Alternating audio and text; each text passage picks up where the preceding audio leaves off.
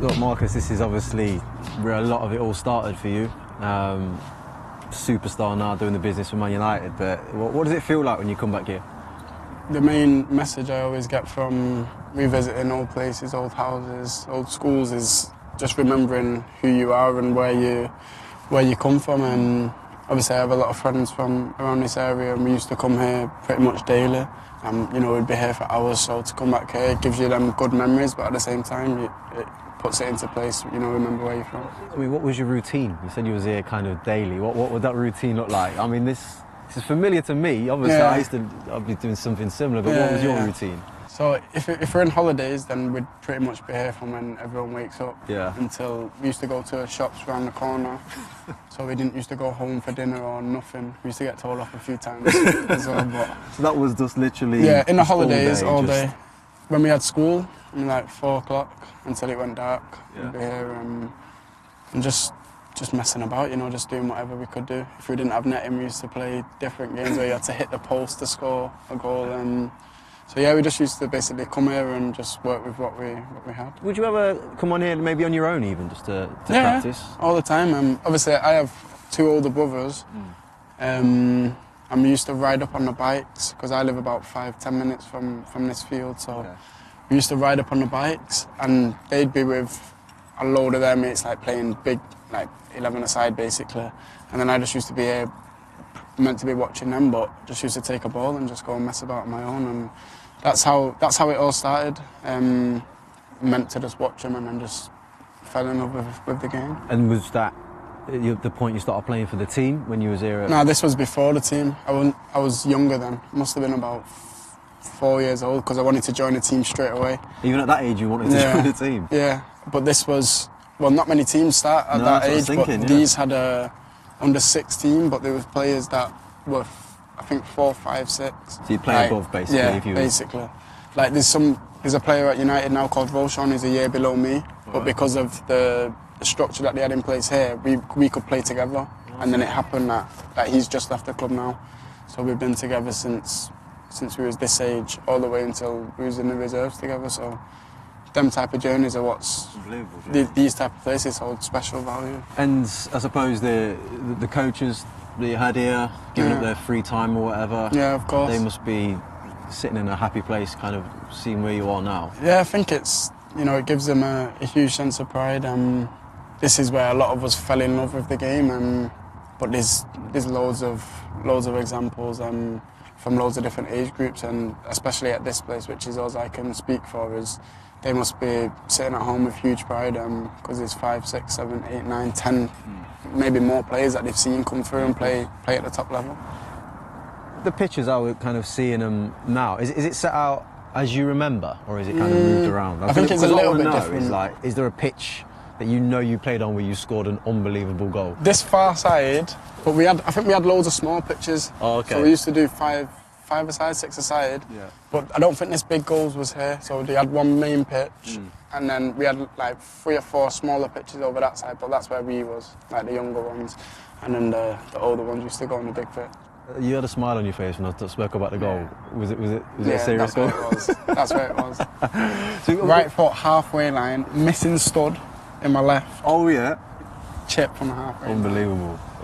I love stories like that. I never forget that goal. One of your best ones. Yeah. And your brothers, you said that they played here as well. Yeah. I mean, were they playing at the same time? Sometimes at the same time, but they had different teams, so they used to play on the far pitch all the way down there. In their spare time, we'd still go here anyway. So it was like, this was like a place for everyone, really.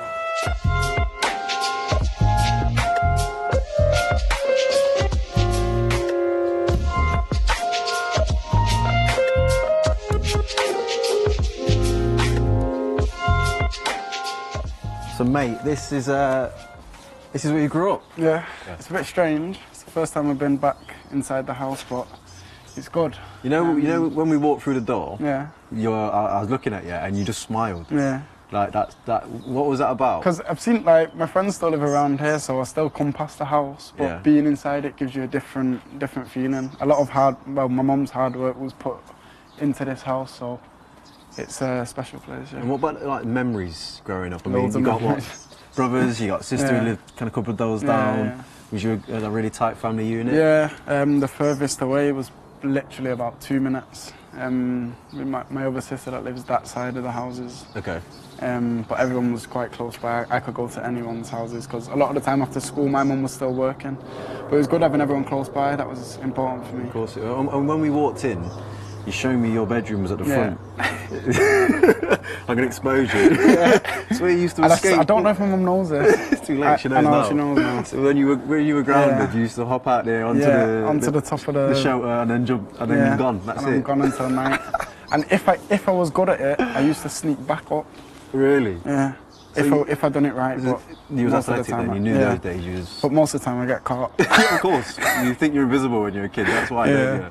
And you know, obviously, I had a quick conversation with Dwayne, your brother, before you came today, and he was just talking to me about the role that he played in your life as well, kind of getting you to games, to training and so on and so forth. I mean, do you remember a lot of those kind of moments? It was difficult because my mum doesn't drive, so getting to places was always tough. And before Dwayne started driving, we used to have to get a bus from here into the town centre and then a bus out of the town centre into Salford, and that was every day.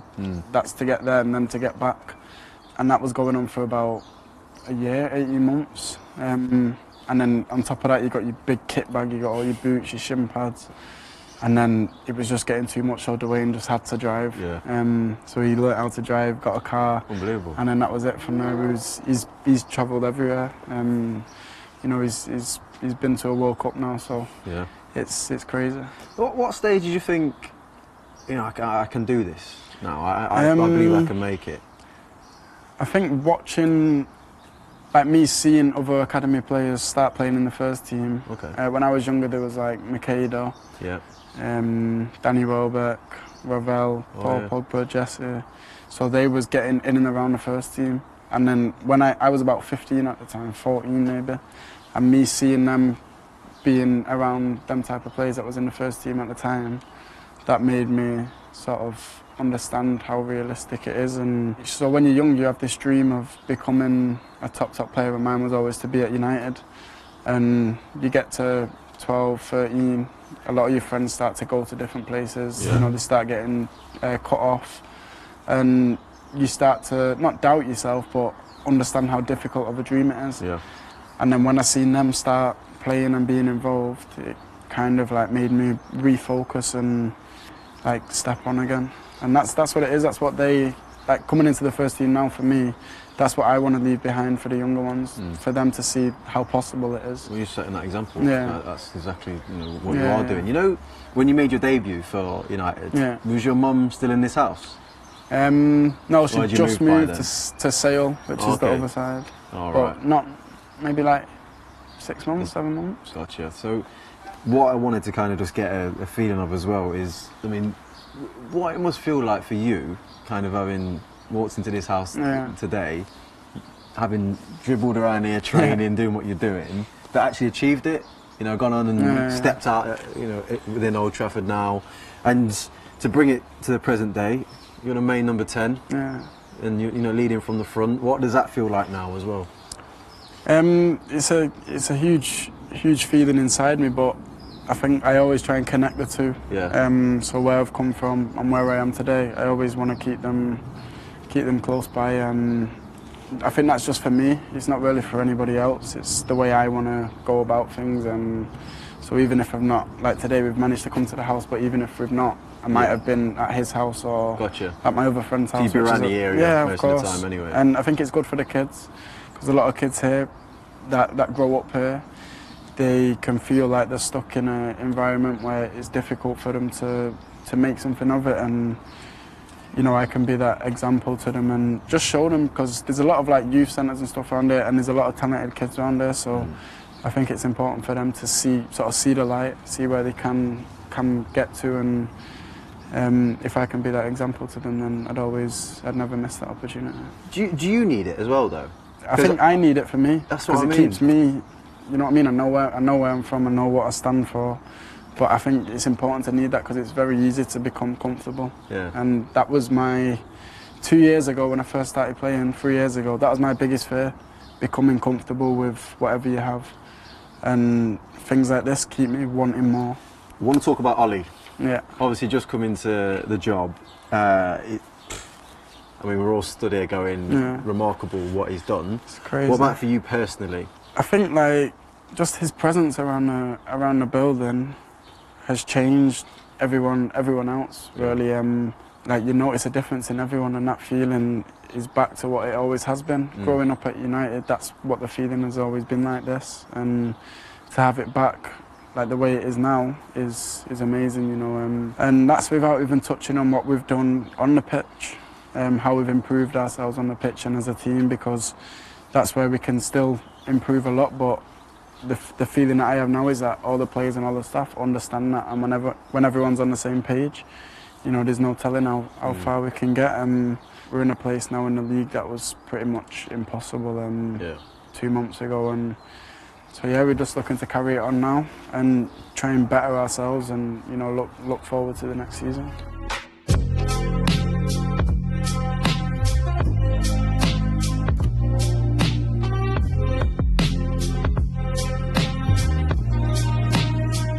Tell you what, Marcus, it's amazing what a fresh suit will do to a man. Nice, yeah? You've been walking different since you walked into your old school. I feel different. It's a new look for you. It's a new look for you. You enjoying it? Yeah. Good. Definitely. So it's been a nostalgic kind of day. You've been, well, you know, you started it obviously your old football ground. You've been back home, and now you're, back at your school. This is, I'm guessing, a hall where you're in trouble, or was you a good boy at school? Which one? Good boy? Yeah. Did all your work? Yeah, at this stage, I was a good boy. Would you say that goals are at the forefront of your mind? Because obviously you've played left wing, right wing. Sometimes we're accused of not scoring enough. I think sometimes people forget how young you are. But now, you know, they're flying in. I think it's, you know, I feel like how I was before I came into the first team, which was playing in different positions, but with that focus of goals, and I think that's what's happening now. Whether I'm on the right, on the left, or down the middle, the focus for me and the focus for the team in terms of attacking is always the same, and it's to get goals and hurt teams as soon as we can, really. And that's how a lot of us feel most comfortable.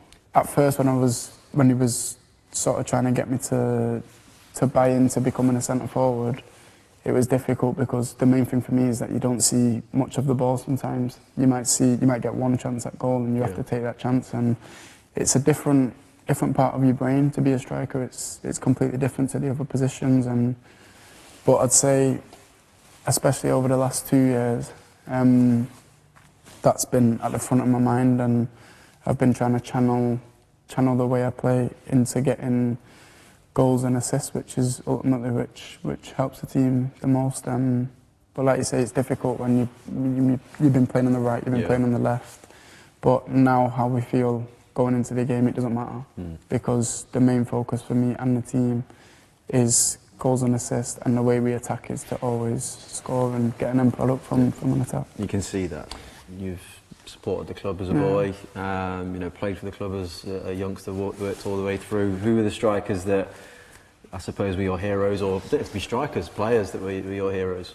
I think being from the academy, Giggsy, Nicky Butt, Scholesy, Gary Neville, they've been sort of the example to a lot of the young ones coming up, and they will forever be that. So they hold special value to probably every academy player at United. And then for me, it was the players like Rooney, Ronaldo, Van Nistelrooy was very good. Small names then? Nah, big names. Monstrous names. But for the academy players, they introduced us to something like different, because we could actually watch it for the first time and like in full flow. Yeah. Whereas we didn't get the chance to sort of see Giggs in his prime. Yeah. So yeah, that was like, for us, they was our heroes, and like for me now, the same as what it would be for kids back in the day when sort of Giggsy and Scholesy was in the prime. They're the guys for us, and we used to spend hours trying to recreate something that they'd done or something that we'd seen them do. until we can get it right, and that sort of that line of development continues forever. So United's good at blooding talents, and long may that continue. This sounds really weird for me to say this, given the fact we're actually having an interview. But one of the things I really love about yourself is you're quite quiet. Yeah. You do your business and you do your talking on the pitch. We know you're not overly fussed about social media. We know that you tend to drift in and out of Jesse's Snapchats and Instagrams every now and again. But what is it like for you being a footballer, I suppose, in this social media world? Are you quiet away from the game? Do you have any hobbies? Yeah, to be fair, I keep myself to myself away from the pitch. But I think nowadays there's just so many things going on that have nothing to do with football that can affect your football. So for me, it's about just trying to stay away from all of that, block it out, and do what matters. Spend time with my family, spend time with my friends, enjoy time off, travel the world, see where you wanna go and stuff like that. But in terms of social media, I'm a fan of it. Like you have it. Yeah, I like it. I have it.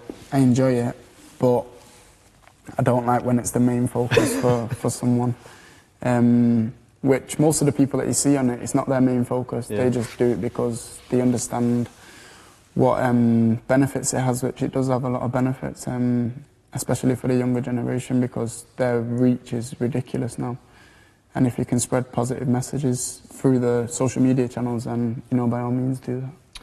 You're mature beyond your years, mate. It's been an absolute pleasure. Thank you. Top man.